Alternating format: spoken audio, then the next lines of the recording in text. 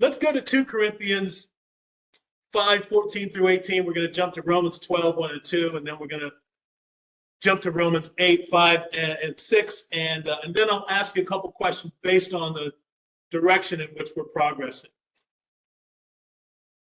For Christ's love compels us because we are convinced that one died for all, and therefore all died.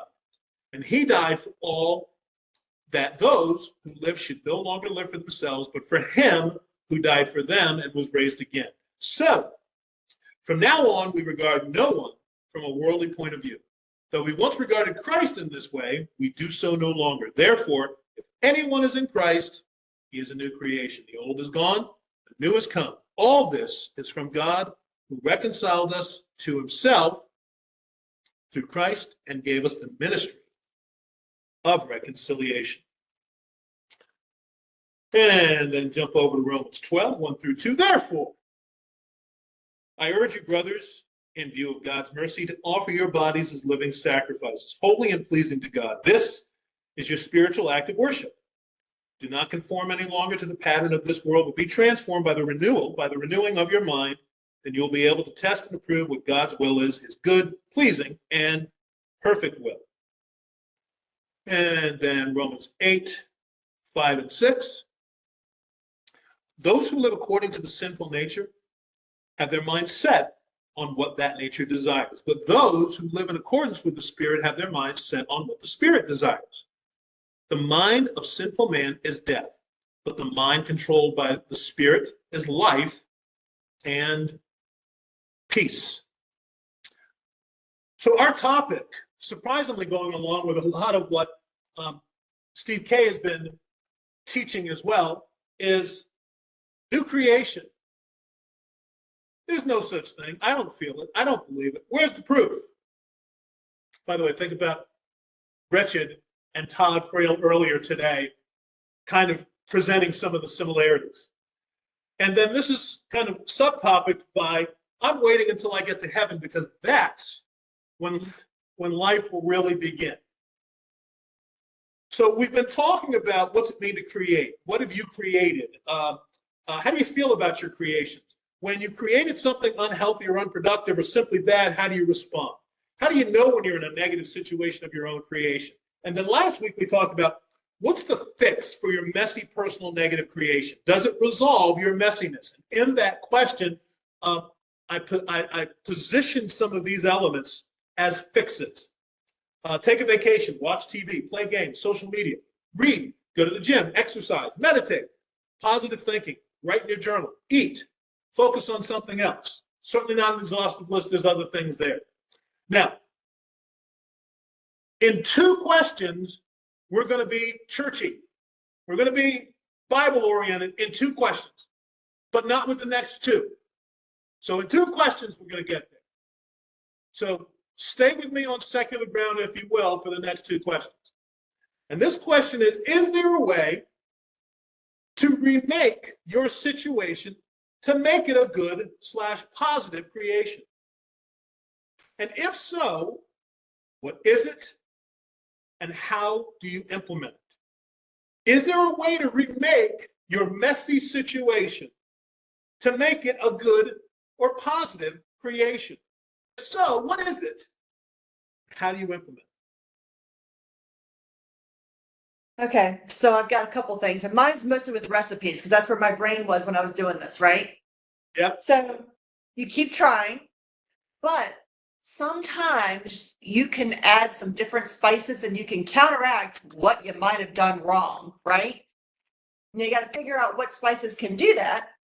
But a lot of times you can kind of doctor up your recipe and not have to throw it completely out. So you could remake it in that way. But mine was more like keep trying, use a new recipe, look up code help, because I do that if I make a mistake at work, right? Ask for a mentor, but above all, don't give up. That was kind of where my brain was on that question. Okay. I like your diligence and your persistence. In fact, a book I've read with 66 chapters talks about not giving up, talks about reaping if in due time thou fainteth not. So I think the Bible talks a little bit about keeping your nose to the grindstone. Other thoughts? Depending on, I guess, the situation, the messiness of the situation, sometimes it's you have to change your mindset about the situation to get out of it and to realize maybe the situation isn't quite as messy as you thought it was, or to have a different outlook on the situation that enables you to move forward out of it into something that's more positive, less messy. Yeah. So Sherry's suggesting, because Sarah's theme is try again, in addition to seeking help to moderate or to revise. And Sherry's is change your mindset about it. What else? What about using different words, different concepts, different ideas, or expressing an idea in a different way? For example? Well, I think in teaching Michaela, excuse me, there was concepts she doesn't get, say, in math.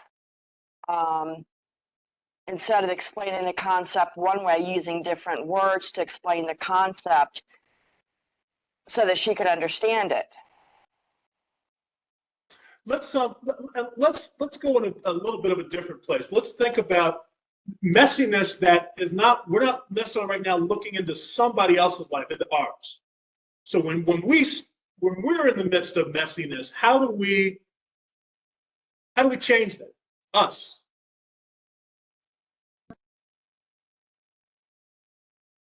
Well, we can do nothing. Yeah. Which usually means we're so busy doing nothing that we make it worse, right? Or what I'm starting to get better at is to stop doing what I'm doing and review, how did I get here? Because until you understand how you got here, you can't really move forward, but you hopefully won't be moving backwards.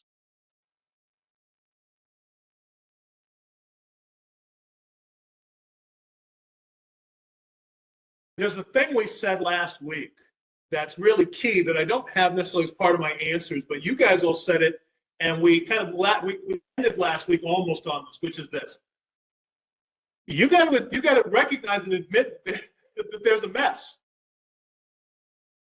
And part of this training, part of this education process is when Diane says sometimes we stay in it because we don't know it's a mess.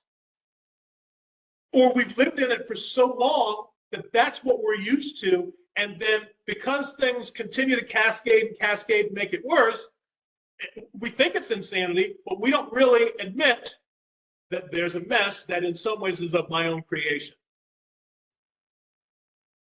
Just keep letting it go.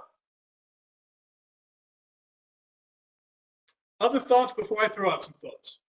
Yeah, Bruce? Yeah, where you are, it's kind of where I thought maybe Kathy was heading on that is, this whole thing, and we've talked about this recently, this whole idea of the victim mentality that somehow I'm just on this rudderless boat being pushed along by my circumstance, as opposed to, no, I've got a rudder in the water and two oars, and I'm pretty much charting my course. And recognizing the fact that it's not his fault or their fault or whatever, that I have to bear responsibility for the part that's mine. I know for me, when I'm in the midst, I keep asking the question. It's kind of down Sarah's path. I keep having to ask in a diligent way, okay, Lord, what have I got to do? What have I got to do today to kind of clear things up, or spices, so to speak? It's like, what do I bring into the process today to help extricate out? But I think the other part is, and again, I think this is kind of a reframing kind of thing. It's like, well, do I see this as the Lord punishing me, or do I see this as the Lord teaching me? Do I see this as a curse or a blessing? I mean, it's you have to start kind of looking at it that way, because I think until we recognize the fact that ultimately God wants our good, then we can sometimes get mired up in kind of a woe is me perspective. And I don't operate good in that way. I really don't. I need to think through, okay, he is going to complete me. So how is this part of the process? So let's jump back almost to Kathy's example that was Michaela oriented, and I'm going to show you this with me because I very much appreciate where Bruce is. And listen, I've learned this, and I would hope some of you understand this too. When you're going through sometimes messiness, it's overwhelming. Well, for those of us who recognize it, it's overwhelming. It's terrible. It's sometimes humiliating, and you feel powerless. And here's the funny thing. This is kind of where Bruce is coming from in some ways. When you move out of it, you look back at it and you go, oh my gosh, how much I learned, how much I've grown, how much I'm ready if this ever raises its head again. So let me use a little bit of Kathy's example with me to help you understand this. So when I learned I was bad at math, by the way, I didn't do this with science, which I'm bad at too. Science, I just gave up the ghost. But when I learned I was bad in math, it was when I moved from algebra to geometry. And for those of you, I think I saw Jerry raise his hand. For those of you who remember the big difference it was moving from algebra to then geometry, my mind pretty much got blown. I just couldn't. And once they got into ratios and proportions, I was done, let alone the postulates and the theorems. I could not follow. However, I had been pretty decent in school, being humble, and I could pretty much fake it. I didn't necessarily have to study a whole lot till I got to honors English. Then that's another story. You've heard that before. But in 8th grade, I'm taking geometry now, and I'm realizing I'm not getting this. Now, I can pull the wool over my parents because they hadn't gotten the geometry. And so, I could explain that away on my first report card, but I knew I was going to be in some trouble. And so I recognized this thing, which was when I was in class doing the work with the teacher, I got it. But when I went home to do the homework, I completely had nothing. Thanks, Bruce. I had nothing. Couldn't get it. Couldn't do it by myself. But when the teacher was there instructing, I could do it. And so I sucked it up, and I went, I got to do something that I think only remedial students do. I need to go and ask my teacher for extra help. And I did. And so then, instead of playing cards in the morning before homeroom, I was asking the geometry teacher to help me through postulates and theorems. And then at the end of school, instead of going right to either ball practice or going to some other club, I spent some time with the geometry teacher to help me understand how ratios and proportions work and what potentially was non-Euclidean geometry or non-Euclidean math. And ultimately, that helped me be able to get myself into trigonometry and calculus, which then I realized there was no hope for me at all. But by that time, it was perfectly fine. But if you understand, I was in a mess. And it wasn't necessarily a mess of my own creation, but it was a mess of my limitations. And there was no solution if I kept doing what it was I was doing.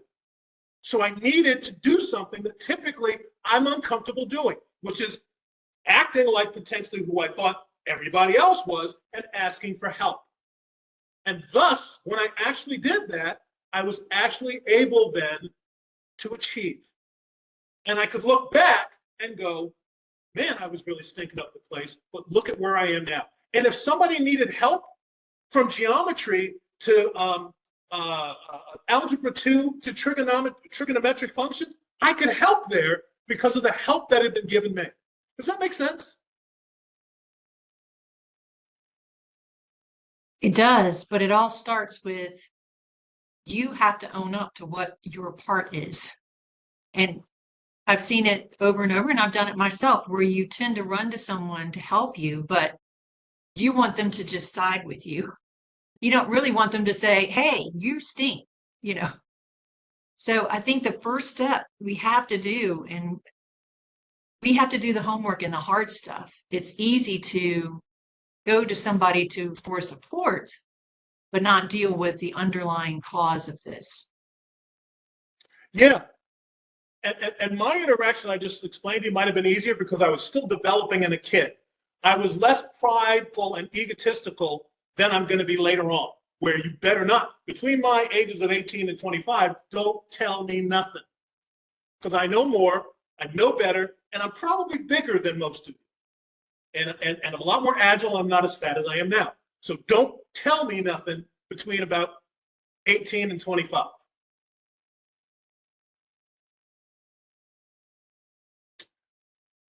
Let me throw some thoughts out for you from a secular standpoint in terms of being able to remake your situation and implement potentially a fix. And some of this you've already heard, adopting a different lifestyle. That's kind of that was kind of a thought that Sherry had. You gotta make some changes. Adopt a different lifestyle. If you are 800 pounds, deciding to have Domino's pizza 3 times a night, in addition to all the Kool-Aid you can drink, is not a good choice. In order to get out of that mess, you got to stop ordering Domino's at least 3 times a day. You got to back that off to maybe twice a day. But you got to recognize it, and then you got to figure out what your determinant is in there and make a change. Abandon my present life and escape to something altogether different. Well, this happens a lot for Americans. If we're uncomfortable with certain conditions, like right now, there are a lot of folks and a lot of unrest about the political landscape right now, especially after Tuesday's primaries. So there are a lot of folks who are relishing the opportunity to get the heck out of the United States. In addition, because we are the most powerful empire ever, being able to, in some ways, completely remake ourselves. Here's a really cool one. This is why we change. I said I wasn't going to go churchy. Okay, I'm not going churchy, but I'm going to mention this. Sometimes we switch religious places and holy buildings because we get to reinvent ourselves. People don't know the mess I am, and I've resolved the mess I am. So I go someplace else and I bring my mess with me. And I inflict it on a whole bunch of new people. But it's okay because it's a whole bunch of new people.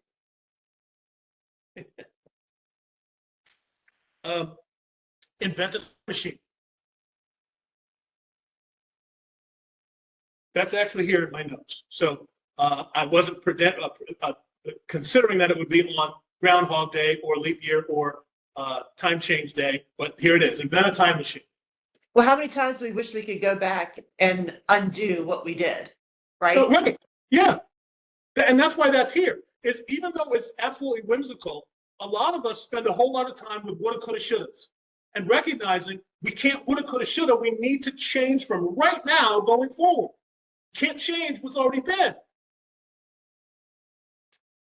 Win the lottery. I can't tell you how many people I know that give me the what I would do if I win the lotteries.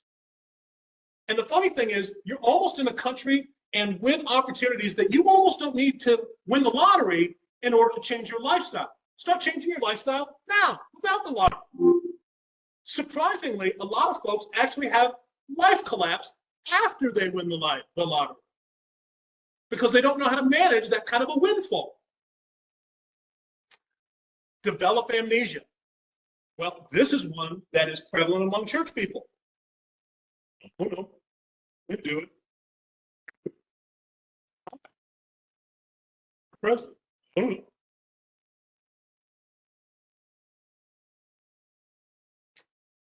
Nope. There's no way. This is one I've encountered a whole lot too. Nope. There's no way to change the situation. In it, this is it. That's all there is. End of story. And then this one may reflect that thing that I just talked about in high school math, middle school math. Embrace values, attitudes, and philosophies that are currently not mine. Folks, we do this one all the time. That's why Oprah's so doggone popular. This is why people like Dr. Phil. This is why people like Dr. Laura when she was a radio TV show therapist. This is why people like Glenn Beck. This is why sometimes people like talking heads. They like somebody. This is why sometimes you like your pastor, because they tell you what to do, and then you weigh that and decide if you're going to use their values imposed on you to make changes from the mess that you're already mired in. So let me pause and give you an opportunity to weigh in if you'd like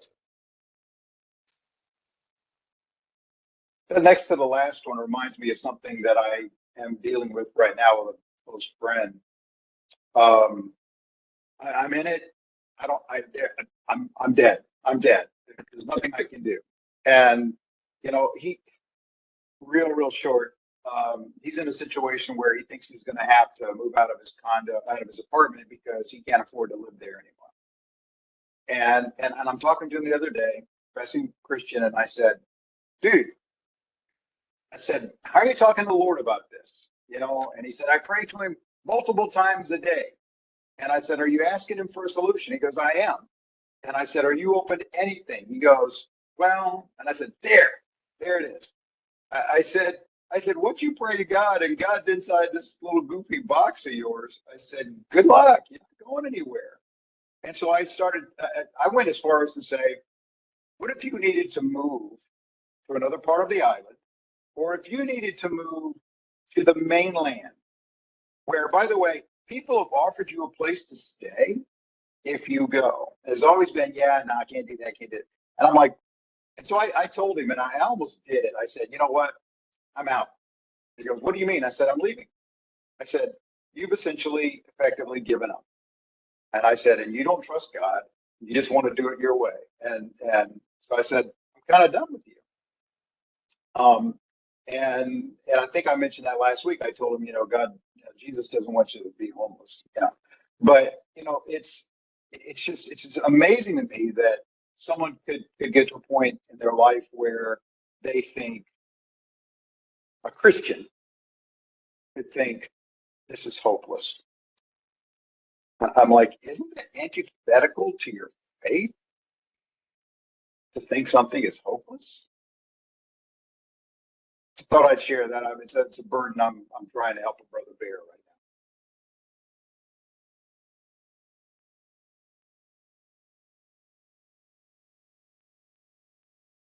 now. Is it surprising though, Bruce? Because we all tend to treat him like Santa Claus.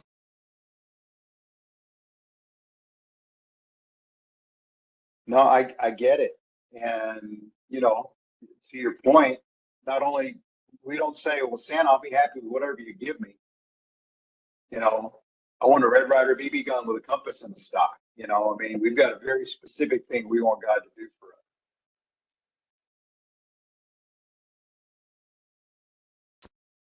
I know that's not the secular you're looking for, but come to realize if we align ourselves with God's wishes, even in our circumstance, we may have to accept the answer is going to be different than what we want.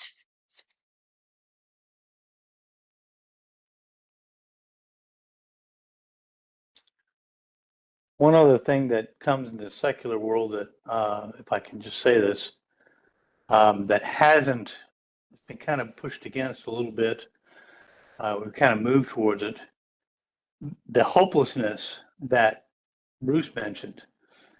A lot of times we get to the place where we've created a situation, and the only way we can figure out to get out of that situation is to get out of life. And some folks take the life. So that's a secular approach as well. So.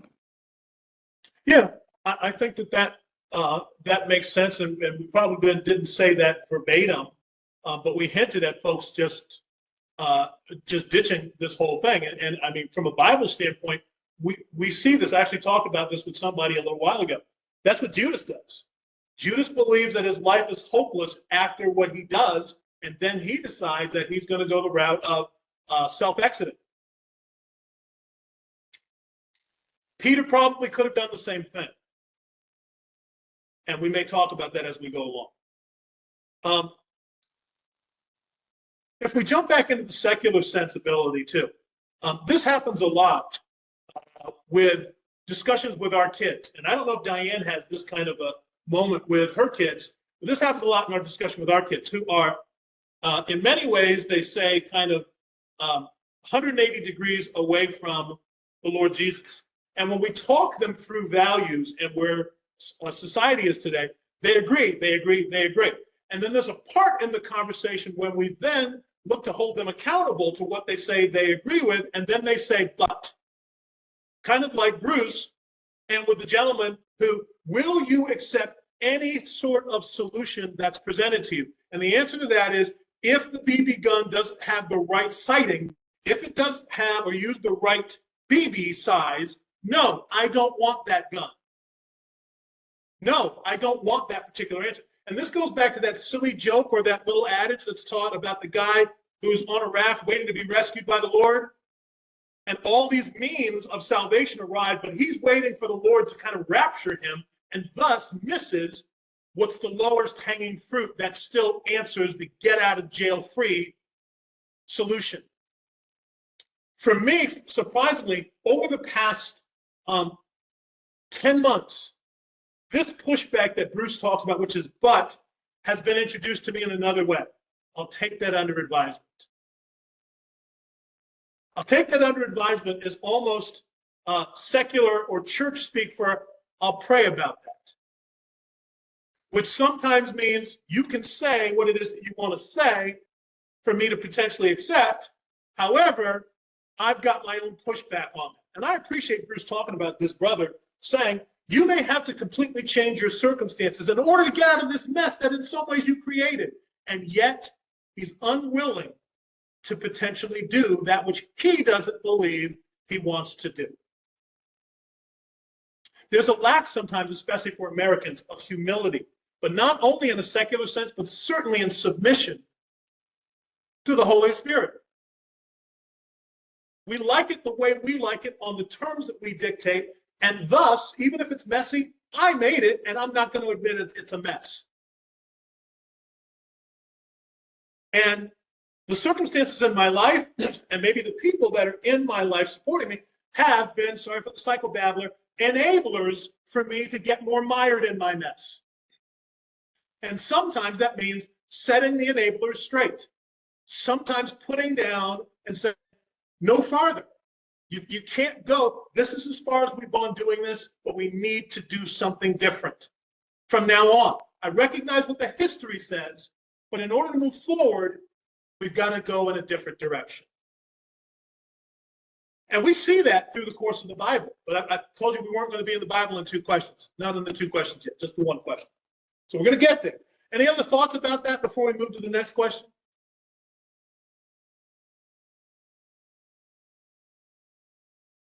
I think it's interesting that Bruce may lose that friendship because that gentleman isn't willing to do the hard work. And we have to be willing to speak truth into someone and lose that connection. And Bruce is only saying what he's saying because he absolutely loves the guy. And it may be possible that other folks won't say the same harsh realities that Bruce is saying to him.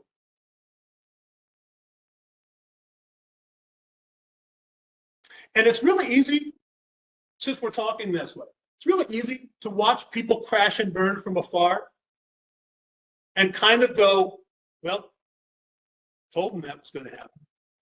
Look, I've lived there. You know, call me Gene Dixon when it comes to predicting people issues. But the satisfaction that sometimes I have is I'm probably the one to get my hands messy to walk into it and say, you may want to be careful here. You may not want to make that choice. And so when the crash and burn happens, yeah, I'm an I told you so, but I tried to do something. But it's real easy for us to sit on the sidelines and watch it and go, yep, there it goes. By the way, I involve myself in that by watching these Married and Blind at Love at First Sight shows. That's how I get it out of my system so I don't have to have it happen in real life. I watch other people on TV signing up to crash and burn in front of people, and I go, thank you, Lord, I got my fix. Let me go and really now be of help to someone for real.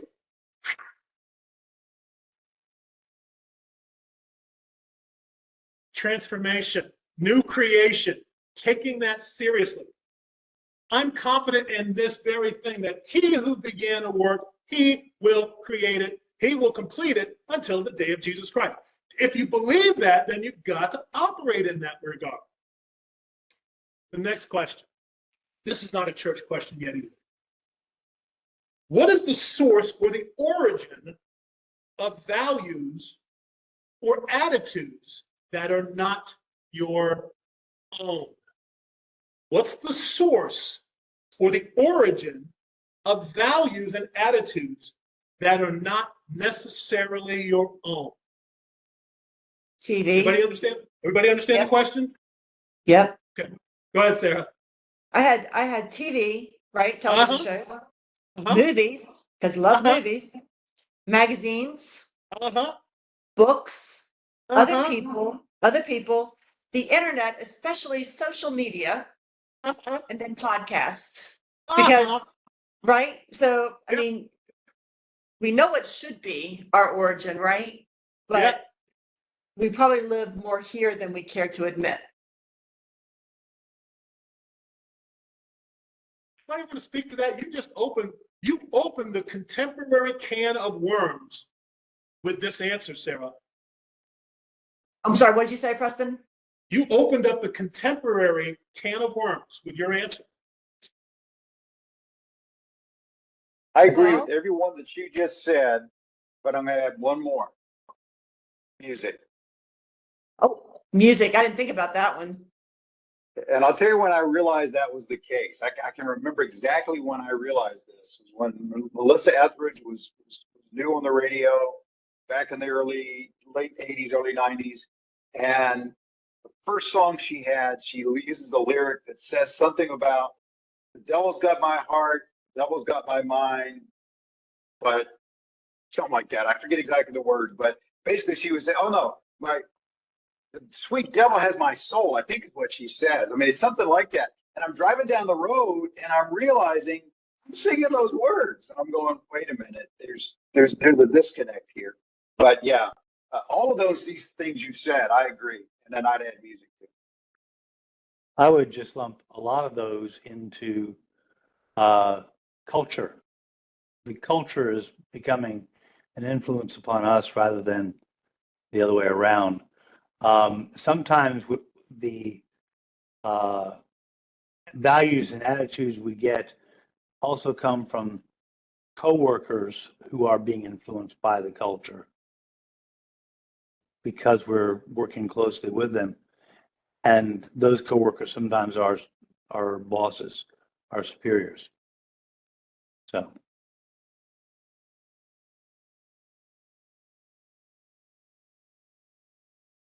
So I think, and I appreciate Gene kind of packaging it all as culture, but I think that we need to actually unpack it the way that Sarah did, because sometimes, like Bruce adding music, we don't always think about all of those things distinctively. We think, for instance, some of those things are better than others. There's at one point in time when you could play video games, and it unfortunately was all by yourself in the bathroom. Now you can play video games, and it's worldwide, simultaneously. So where gaming used to be a solitary kind of isolated thing to do to waste time, now it can become the priority of your life because all of your friends are doing it. All of your friends. Not just playing it, but sometimes just the story behind it, right? Because now you have games that have the stories and you're going through it, and then all of a sudden something gets thrown in and you're going, oh, right? So it's that story that they're doing now as opposed to just going in and playing Galaga, right? Okay, so yes, I'm dating myself. But now it's going in and you're making choices based on what's happening. And sometimes the choices that you're given, you don't want to make any of them, but you got to make something to make the game go forward. So you get inundated all over the place with these things. And all of a sudden you start, I don't want to say parroting, but you almost start just living like that, whether you realize it or not.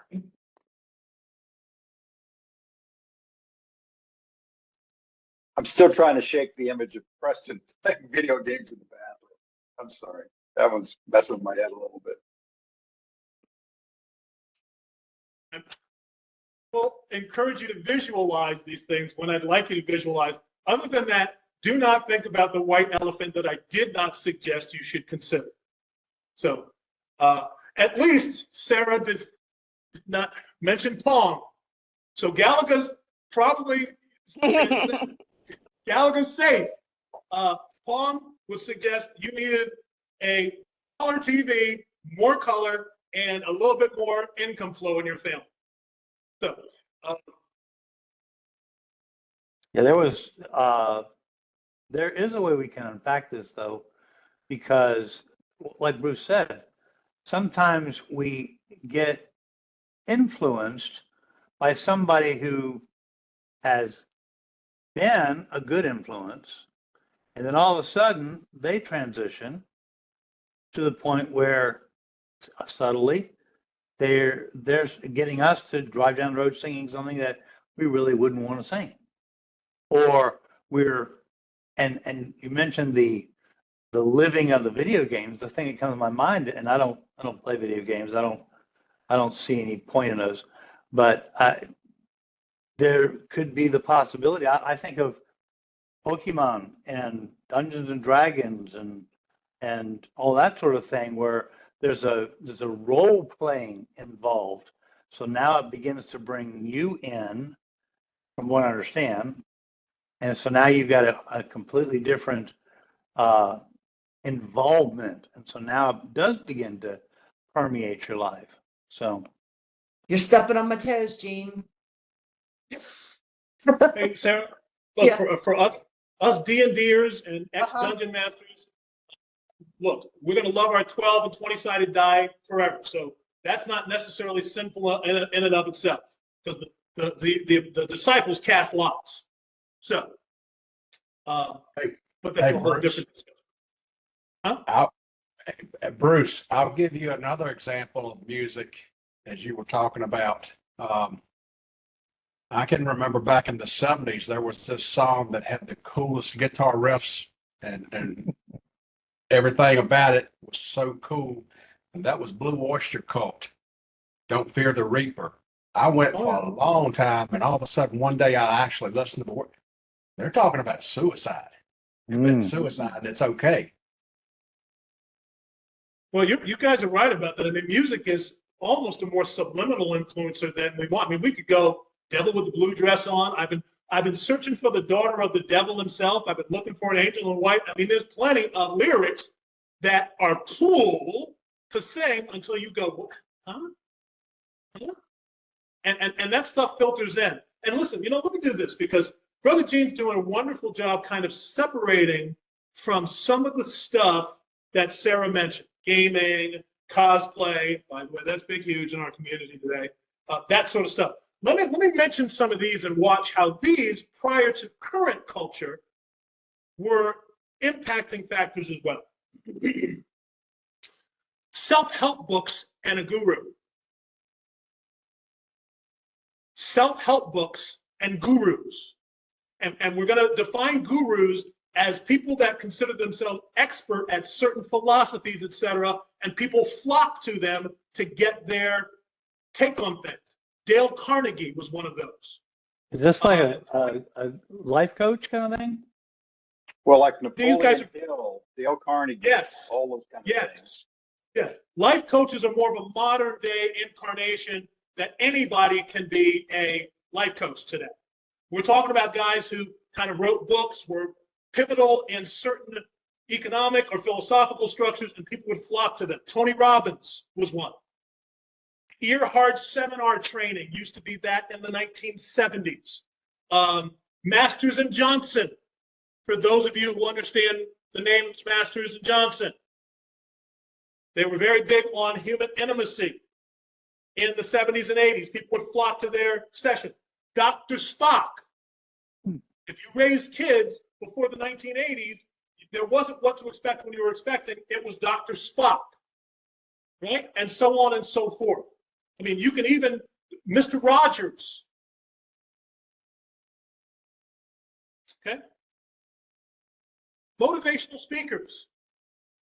This one probably happens, if I'm going to get a little bit churchified on this, this is why when David Jeremiah comes to town, it's a sold out thing. But when Bruce comes back to Hawaii and he's going to present, there's 1.5 people there. Okay, well, maybe you round it up. You round it up to 2. Motivational speakers. As much as we want to say crazy things about the guy in Houston or Creflo Dollar, if they come to Richmond to the Coliseum, it's going to be sold out. Religious leaders. Oh, that was the next one. Oh, here's religion, philosophy, New Age thinking, and life coaches. Now, there's more. But these things, in many ways, have kind of existed throughout the ages, independent of our current technology. And that's why, for instance, people would like to adhere to what LaHaye and Jenkins say about their practice of their faith, because they know when Jesus is pretty much coming back when you see X, and X happen. A lot of people got hoodwinked by a guy named Harold Camping, who kept telling them that in 1994, that's when it's all going to roll up. And then he said, I got that wrong. The numbers really add up to 2011. And when 2011 came, he got that wrong. If you read up, maybe quick Wikipedia, you'll see kind of what, in some ways, befell Harold Camping after 2 big, huge things of false prophecy. Oral Roberts. There are huge. John Hagee. John, yeah, he's down here, and he's a huge influence here.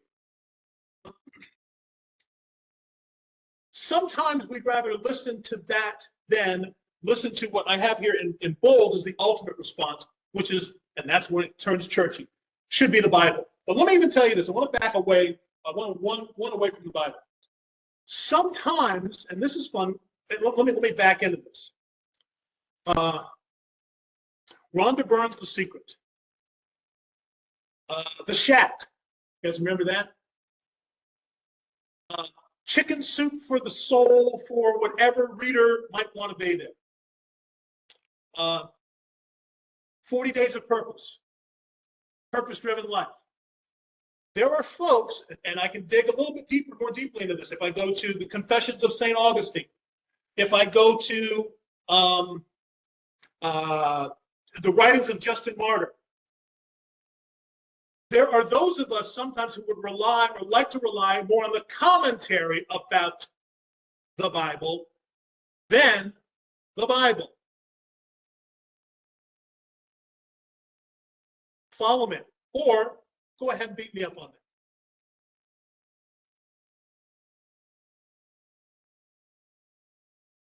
I think the Jews had an issue with that.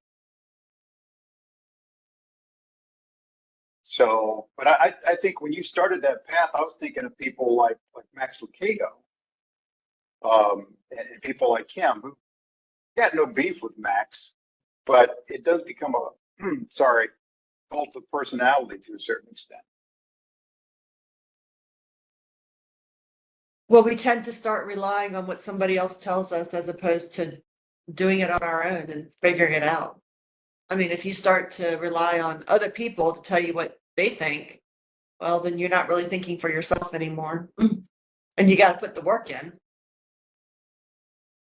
And if you don't, yeah. Sometimes it's like what Bruce described earlier with his friend is sometimes you've got to inquire to the Holy Spirit, and the answer doesn't necessarily come the way you want it when you want it. It takes a different kind of pacing, and you've got to be open to what that looks like. Bruce? Oh, yeah, I was going to say, when you were going down that path, the other thing I thought of, besides the Shack and some of those things, was this proliferation, and maybe it's died down, but Heaven is for Real and all those kinds of books. that somehow people weren't satisfied with the glimpse of glory that the Bible gives. They needed more definition from some 10-year-old. Alcorn. Sure. He's the authority on heaven these days. Right. But I guess one of the other side of that coin is if we put in the work and we've done our research and maybe we've seen something that seems different from what the commentators have said, how do you check your work? I mean, you can't, Excellent. you cannot subtract after you've been adding to make certain that the answers match, like in math, or you cannot reverse the process in math to make certain that you end up with what you started. So the question is, how do you check what I mean, Matthew Henry, Jameson Fawcett Brown, those kinds of scholars, that's kind of the commentary of commentaries sort of thing. Yep. So I will tell you, we're going to rest on this question today because we're going to talk about that. Let's go ahead. What do you think the answer to Gene's query is? Prayer. I mean, a lot of times if you find reputable people, reputable scholars, right? Yep. And you are in line with them, then typically you're probably on the right path. But if you find somebody who's a fringe element and isn't really repeated anyplace else, that's probably not where you want to go. At least that's my thought, right? But I mean, reputable people, we know who the reputable commentaries are. What do you have to say back there? I still think the first answer is to pray about it and ask the Lord to show you what the right answer is. Because again, you're still going back and you're taking other people's opinions on things. And people are flawed and make mistakes. And sometimes you have a good reputation, but sometimes you can be an error on certain things. I mean, I think we had the discussion recently about Alistair Begg. Well, I respect Alistair Begg as a teacher and a pastor. I think he gave a wrong answer. People sometimes, depending upon the context or subject, sometimes can be wrong. And I also think it depends on the subject to subject. What is it? What's the topic?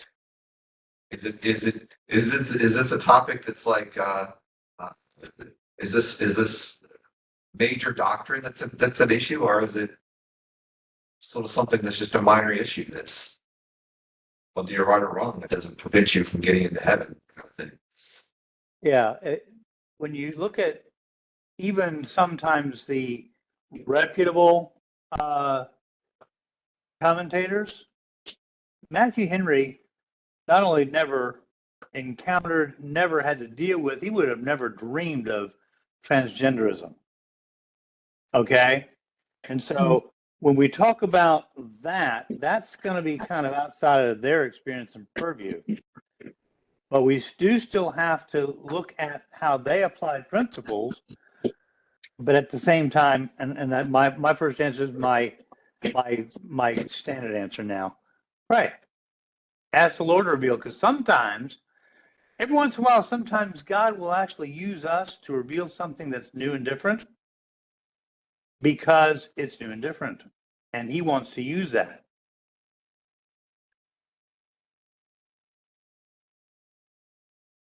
I think there's multiple answers. I'll go back to what Sarah started with on the first question. Is it takes diligence.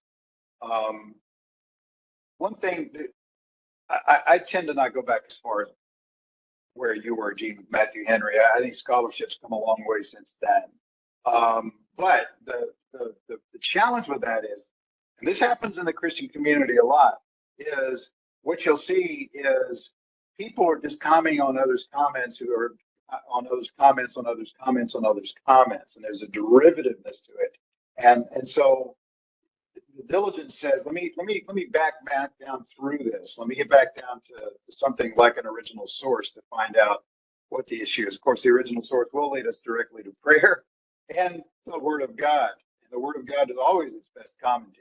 And so For me, where I get to is if it's novel, I take it with a grain of salt.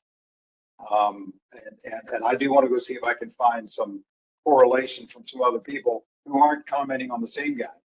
I think that's always an important thing. But at the end of the day, I'm a little suspicious of anybody that says, well, everybody else says this, but I say this. That's what got Rob Bell into problems. Because Rob Bell was so novel, he just went off into heresy before it was all said or done. And, when he got to the point where, well, God maybe doesn't know everything. It's like, okay, you obviously don't know everything, so you're out. So, yeah, I think it does take that diligence and that prayer in the Word of God, and then really a discerning spirit as you're reading through to see what others say. That combination has always been very helpful to me. And at the end of the day, if I come up with something that nobody else is saying, I really got to measure that with a lot of scripture and prayer. Right. And the other side of that, though, is I appreciate your comment about commentary on commentary on commentary. And we even see this in like Kenneth Weiss, where he'll say, Victor says this or whoever. That kind of thing does kind of concern me. And the reason that resonates with me is I learned recently that anybody know who Goober is? Goober Pile? Okay. Goober would do an imitation of Cary Grant. But it turns out Cary Grant never sounded like that. What Goober was imitating was a Larry Storch imitation of Cary Grant, and so they weren't the same. And so you begin to, like Bruce said, you got to go back to the source, go back to the scripture, understand the culture. That's a better way to kind of decipher things. But you guys wanted to color outside the lines, and so I'll try to join you there as a capper. But remember, I said the next two questions are not about the Bible, even though I mentioned the Bible in the response in terms of its ultimate value as a source. So let me try to address your question, Gene, from a secular standpoint, and then let's jump back in and address that. You guys want to talk about the Bible prematurely, so doggone it, let's talk about it for a second. So I think if it's not Bruce, I know Sarah will appreciate this when we're talking about understanding the source material as best as possible. If you're going to read Chaucer, if you're going to read Shakespeare, if you're going to read William Blake, if you're going to read Keats or Coleridge or Shelley, you've got to not use the Cliff Notes. The Cliff Notes are going to give you some highlight, and they're going to give you kind of the conclusion, but they're not going to help you to understand why it was written, what this means to the author, and then through the allegory, what the different meanings are when you read the Cliff Notes. So you have to need to know when you're consulting material, if that's what you're doing, to not go to the short or abbreviated version. You may have to go through multiple disciplines in order to get a better understanding of what Shakespeare meant when he says, "Get thee to a nunnery," when we read that in Hamlet, when we read out damn spot, why it is that's occurring in Macbeth, and what it meant for the time and what it means for us, the reader, or the actor in the play. When Chaucer is writing his Decameron, not the Decameron, something I can't remember right now because I'm getting too old. Canterbury Tales? You talking about Canterbury Tales? You're exactly. welcome. Yeah, that was an Italian author from the Decameron. Sorry. When you need to go to material that's not Cliff's Notes, and that may mean you need to read 2, 3, 4, 5, 6 different books to be able to help you understand what the source material is, because you don't have the author available to you anymore. Okay?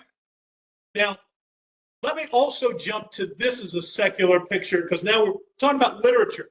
Let's move to something else.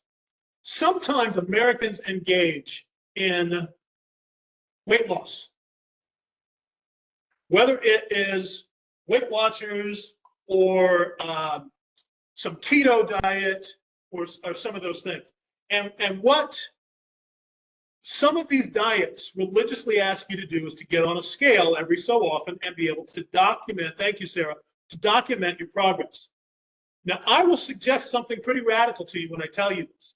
I would suggest you doing that is maybe for yourself, but is not necessarily an indicator of the success of the program.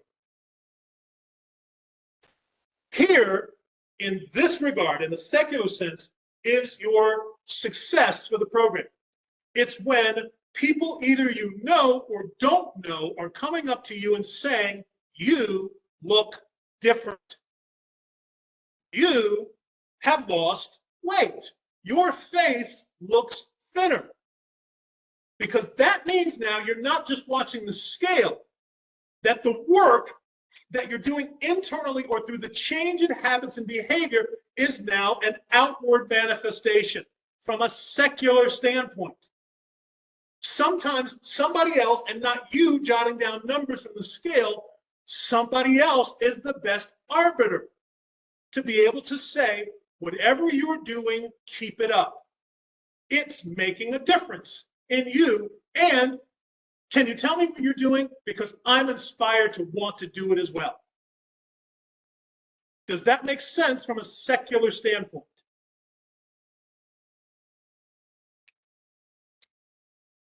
I would tell you that in some ways, that same principle with and bathed in a whole lot of discussion with the Lord, because I'm trying to stay away from that frightening religious word prayer, discussion and conversation with the Godhead on a regular personal basis may help also those kind of results to occur in your life, where people are seeing the difference and they say, you are different than you were before. You are not stressed. You're not overwhelmed. You don't look like you're mired in busyness. It's amazing on you. Can you tell me your secret? Thoughts? Your comments?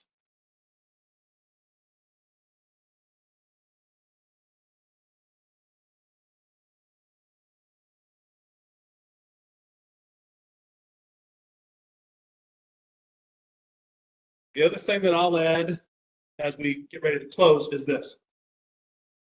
When we're doing Bible work, again, jumping back to your drawing outside of the box, when we do the Bible work and we're using Matt Henry or Chambers or Alexander or any of the guys that are have written their own study Bibles for us to be able to use and draw as commentary.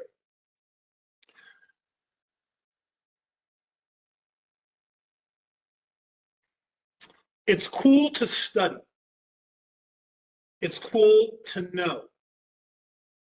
But going back to my Jesus encounters, what makes us the most effective as Jesus encounter initiators is if we apply what we study and what we've learned to ourselves first and foremost. Because then it gets easier and it gets more comfortable encountering folks who are perhaps radically different from us when they become accusatory and say, but you, and you can say, you're right, as opposed to, well, we can say, you're right. I struggle. I'm bogged down with it. I am the chief of all of what you're saying right now. And the only thing that allows me to be able to interact with you is because I know Jesus. In fact, I just had a conversation with him just now. I'm talking with him right now as I'm talking to you. And I would like to help you understand how to do the very same. Everything you're saying about me and maybe thinking about me may be right. The difference is I know who Jesus is, and I want you to know who he is as well. Thoughts or comments as we close? Just something quick, and I guess doing the study that Diane has, is leading for us and everything, they had recommended, downloading the, Blue Letter Bible app. Which I'm not big on the deep studies and stuff like that. So I was a little overwhelmed when I first started using it. But we're talking about the question of what makes the Bible a distinguishing, valuable research tool or weapon for people today. And I've read the Bible, I read the Bible, but when you dig a little deeper and you understand the roots of some of the words and the phrases in the Bible in the original, it makes it sometimes a little more clear for application. So I've actually enjoyed using that Blue Letter Bible app and being able to use the, maybe say Interlink section of it where you get to the original, the Greek and stuff like that. And I have to admit, a lot of times when I'm reading those words and trying to pronounce them in my head, I don't hear my voice, I hear Jean. But but, you know, having a deeper or trying to have a deeper understanding, not to be high-headed or anything like that, but just to try to understand for myself so that maybe when I do have talks with people that I feel like I'm a little more knowledgeable in what I'm saying or why I'm saying. So I just want to put that out there. Yeah, Sherry, I think that that's very, very key. To know the Bible more than just kind of cursory reading, to kind of want to know the background, want to know maybe the word origins, etc. Where that gets to be an impediment is, let me give you a similarity so that maybe it makes sense to you. Years ago, I used to teach crisis management, and that was, first part was philosophical and philosophy to help avoid a crisis, and then the second component was, what if people put their hands on you or if they bring a weapon in order to engage you? And in teaching those folks, I would present some interesting terms to help them understand the terms and maybe the origins of the terms and how it's entered into our language today. But what I also had to balance that with is I had to tell folks how understanding it that way impacted my ability not only to manage a situation, but to now be here as a teacher of the folks who are in my class. I had to be able to say, it's not philosophy alone. It's not me knowing it and showing it off to you that makes it work. It's let me tell you what the knowledge of this, the way that I'm teaching you, how it helped me overcome crisis. And then how it perhaps changed or made me want to be a teacher and not only a participant survivor of crisis. Does that make sense? It gets really exciting. You know, I'm a kind of trainer guy that I like aha moments in when I interact with people. I like watching not only their light bulb go on, but I like when they go, oh my gosh, I never knew that. But that's all, there's a show that happens there. If people attend my training only, which I don't get to do anymore, except with you goobers, and thank you for allowing that. But then people attend my trainings only to get to the aha moment or the irony or me turning a story, as opposed to, let me tell you how this particular training or this particular epic of the training changed how I look at crisis, how I look at people management, how I look at conducting myself differently so that others are less escalated by me being a part of the situation. Does that make sense? Self-application. And so for me, as a trainer person, I tried to shy away from trainings that I didn't really care about, or trainings that just were a part of my certification. I tried to find something that I could glom onto in a positive way that made me delighted to teach it and made the training fun for folks to participate in, especially adults who don't like to really be learning anymore. And that's part of the reason I appreciate Diane's lessons and studies that she's doing. The last one was just outstanding, is recognizing that we've all been immersed in propaganda to help us think we need more. That Jesus is certainly not enough, we need more. And thus our lives are busy and preoccupied with the stuff of what this country has told us that we need, because we're the victors. So the spoils are out there, let's get them. Diane's now helping folks to unpack, again, why am I so busy? What are the things that are eternal and things that matter? And that's why, as crazy as it was, Sherry and Jerry were wonderful blessings to me, not only in Jerry's phone call, but Sherry's postings. And where she is not someplace Ellen and I are going to be with our family passing in that way soon. But we may need to, and we try to get our mindset in the fact that we're probably at interesting ages where we're not going to be here for as long as we'd like to think we're going to be here. So let's do and fill our lives full of what's going to lead us positively into the presence of Jesus. Like Laverne. And evaluate, does what we do matter for him? And if it doesn't, then do it a little less today.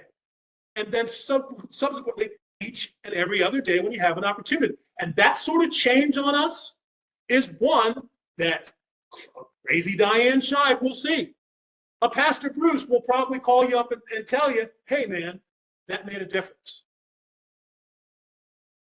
Jerry will call you up and say, that thing you said, that's where my heart has been the whole time.